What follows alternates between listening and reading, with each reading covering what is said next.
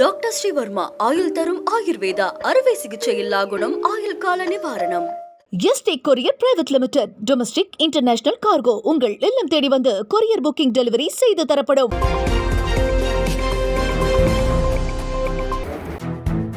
சூரியனை போல் திமுகவும் நிரந்தரமானது என முதலமைச்சரும் திமுக தலைவருமான மு.க. ஸ்டாலின் தெரிவித்துள்ளார்.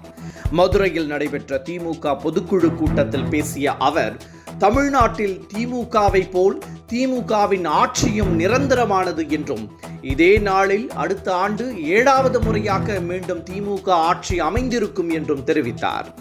டெல்லி எத்தனை முறை படையெடுத்தாலும் தமிழகம் விழாது என்று கூறிய முதலமைச்சர் மு.க. ஸ்டாலின், திமுகவிற்கு கூட்டணிதான் பலம் என்றும், எனவே கூட்டணி கட்சியினருடன் சேர்ந்து திமுகவினர் தேர்தல் பணி ஆற்ற வேண்டும் என்றும் அறிவுறுத்தினார்.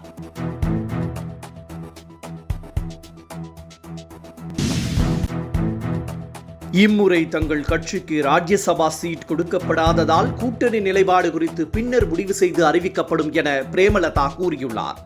அதிமுக மாநிலங்களவை தேர்தலில் போட்டியிடும் வேட்பாளர் பட்டியலை இன்று வெளியிட்டது. இதன்படி கே.பி. முனுசாமி, இன்பதுரை, தனபால் ஆகிய 3 பேரை அதிமுக அறிவித்துள்ளது. தேமுதிக பெரிதும் எதிர்பார்த்த நிலையில் சீட் மறுத்துள்ள அதிமுக 2026 தேர்தலில் அளிப்பதாக கூறியுள்ளது. இந்த நிலையில் செய்தியாளர்களை சந்தித்த பிரேமலதா, அதிமுக அறிவித்ததை போல் தேமுதிகவின் நிலைப்பாடும் 2026 தேர்தலை பொறுத்து பின்னர் முடிவு செய்து அறிவிக்கப்படும் என கூறியுள்ளார்.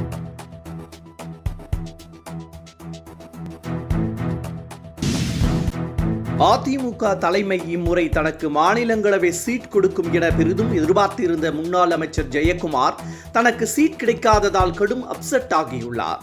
எனவே இது குறித்த கேள்விக்கு பதிலளிக்க அவர் மறுத்துவிட்டார். பின்னர் பேசுவதாக கூறினார். கடந்த சட்டமன்ற தேர்தலில் வெற்றி வாய்ப்பை இழந்த ஜெயக்குமார் அதிமுக சார்பில் செய்தியாளர்களை தொடர்ந்து சந்தித்து வந்தார். இந்த சூழலில் மாநிலங்களவை சீட் தனக்கு கிடைக்கும் என அவர் எதிர்பார்த்து காத்திருந்தார். இது குறித்து செய்தியாளர்கள் அவரிடம் கேட்டபோது பதிலளிக்க மறுத்துவிட்டார். மீண்டும் செய்தியாளர்கள் கேட்டபோது தான் பொள்ளாச்சியில் நடைபெறும் திருமண நிகழ்ச்சியில் சென்று வருவதாகவும் பின்னர் வந்து பேசுவதாகவும் கூறிவிட்டு சென்றார்.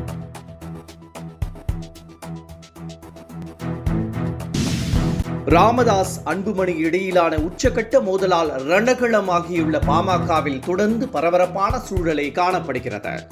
அன்புமணி ஆதரவாளர்களை ராமதாஸ் கொத்தாக நீக்கி வருகிறார். அவர்களை மீண்டும் கட்சியில் இணைத்து அன்புமணி அறிக்கை வெளியிட்டு வருகிறார். பெரும்பாலான நிர்வாகிகள் அன்புமணிக்கு ஆதரவாக உள்ள நிலையில் அதிகாரப்பூர்வமாக அவர் கட்சியை கைப்பற்றும் நடவடிக்கையில் ஈடுபட்டுள்ளதாக கூறப்படுகிறது. இந்த நிலையில் தானே பாமகவின் தலைவர் என அன்புமணி கூறி வருவது குறித்து ராமதாசிடம் கேட்கப்பட்டது. இதற்கு பதிலளிக்க அவர் மறுத்துவிட்டார். அதே வேளையில் அன்புமணி நீக்கப்படுவாரா என்ற கேள்விக்கு வரும் வியாழக்கிழமை அன்று பதிலளிப்பதாகவும் ராமதாஸ் கூறியுள்ளார்.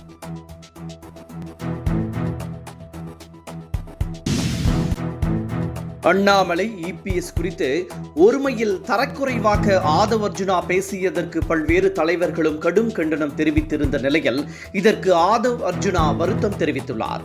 பொதுவெளியில் புசி ஆனந்துடன் பேசிக் கொண்டிருந்த ஆதவ் அர்ஜுனா, அண்ணாமலையாவது 10 பேரை வைத்துக் கொண்டு 18% வரை வாக்குகளை வாங்கியதாகவும், ஆனால் இபிஎஸ் உடன் கூட்டணிக்கு யாருமே வரவில்லை எனவும் மிகவும் தரம் தாழ்ந்து பேசியிருந்தார். இந்த வீடியோ இணையதளங்களில் வைரலாகி இருந்த நிலையில் தன்னை அதிமுக கூட்டணிக்கு வரும்படி ஆதவ் அர்ஜுனா அழைத்ததாகவும், துணை முதலமைச்சர் பதவி வாங்கி தருவதாக கூறியதாகவும் சீமான் போட்டு உடைத்தார். இந்த சூழலில் தான் பேசியதற்கு வருத்தம் தெரிவித்துள்ள ஆதவ் அர்ஜுனா, அது இயல்பை மீறி வந்துவிட்ட வார்த்தைகள் என கூறியுள்ளார்.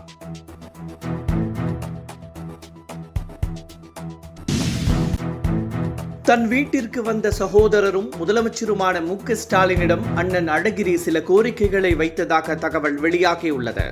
வழக்கமான விசாரிப்புக்கு பிறகு முதலமைச்சர் மு.க. ஸ்டாலின், அழகிரி இணைந்து அரசியல் ரீதியாக பேசியுள்ளனர். தனக்கு இனி அரசியல் ஆசை ஏதுமில்லை என்றும், ஆனால் தன் ஆதரவாளர்கள் மீதான நடவடிக்கைகளை ரத்து செய்ய வேண்டும் என்றும் அழகிரி கேட்டுக்கொண்டுள்ளதாக கூறப்படுகிறது. முதல்வரும் இதற்கு ஓகே சொல்லிவிட்டதாக சொல்லப்படுகிறது. இந்த தருணத்தில் அழகிரி ஆதரவாளர்களான மன்னன் மற்றும் கோபி ஆகியோர் உடன் இருந்தனர். வரும் சட்டமன்ற தேர்தலில் திமுகவிற்கு பெரும் சவாலாக அமையும் என கூறப்படும் நிலையில், குறிப்பாக மதுரைக்கு விஜய் குறிவைத்துள்ள நிலையில் அழகிரி விஷயத்தில் முதலமைச்சர் மு.க. ஸ்டாலின் விரைவில் ஒரு முடிவு எடுப்பார் என்றே தெரிகிறது.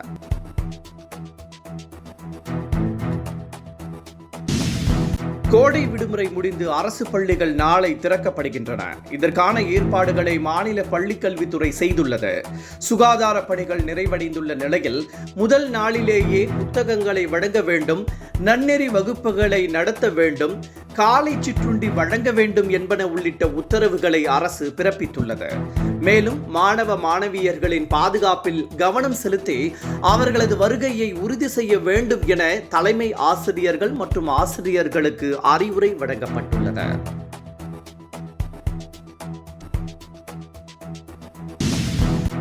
ஜூன் 7ஆம் தேதி வரை மழைக்கு வாய்ப்புள்ளதாக வானிலை ஆய்வு மையம் தெரிவித்துள்ளது. மேற்கு திசை காட்டி வேகம் மாறுபாடு காரணமாக இன்று முதல் ஜூன் மாதம் 7ஆம் தேதி வரை மிதமான மழைக்கு வாய்ப்புள்ளதாக கணிக்கப்பட்டுள்ளது.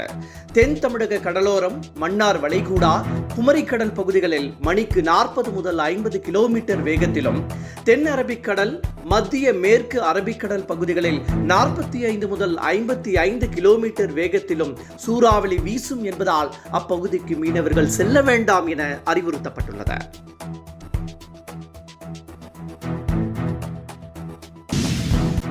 இம்முறை மாணவர்களுக்கு இலவச பஸ் பாஸ் வழங்கும் முறையில் அரசு மாற்றம் கொண்டு வந்துள்ளது.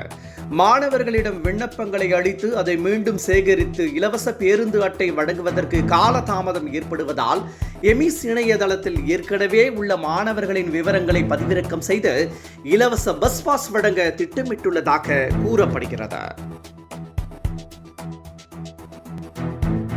டாக்டர் ஸ்ரீவர்மா ஆயுள் தரும் ஆயுர்வேதா அறுவை சிகிச்சை இல்லா குணம் ஆயுள் கால நிவாரணம்.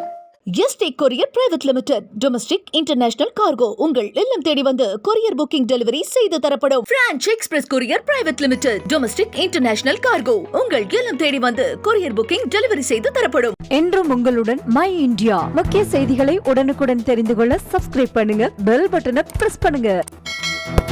என்றும் உங்களுடன் மை இந்தியா.